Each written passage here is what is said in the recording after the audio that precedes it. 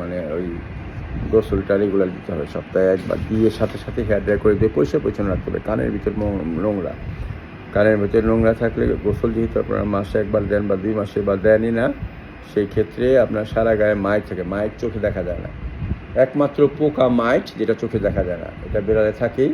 এটা নর্মাল কাজ, আপনার মাথায় আমার মাথায় আছে। সেগুলো কি পুকুর না, এটা হলো মাইট, হলো এক ধরনের পোকা, ঠিক আছে। আর উকুন যেগুলো সেগুলো লাইস, টিক, ফ্লি, এগুলো আমরা দেখতে পাই, কিন্তু মাইট দেখা যায় না। মাইটের কারণে লোম পড়ে। এই ওর কানের মধ্যে ওর কানের মধ্যে এয়ার মাইট আছে। কি আছে? এয়ার মাইট, ঠিক আছে। তো এয়ার মাইট থাকার কারণে এই এয়ার মাইট থেকে এখান থেকে পোকা বের হয়ে সারা গায়ে ছড়ায় পড়ে, তারপরে এই লোমগুলো পড়ে, ঠিক আছে। সপ্তাহে একবার গোসল, এর জন্য মাস্ক। গোসলের আগে কানটা পরিষ্কার দিবেন, আর হলো নাক পরিষ্কার করে দেবেন, ঠিক আছে। এগুলো সব নিয়ম কারণ বলছি, পার্সোনাল হাইজিন মেনটেন করেন, ঠিক হয়ে যাবে। ওষুধ লাগবে না, ওষুধ সারা বছর খাওয়ান দেবো।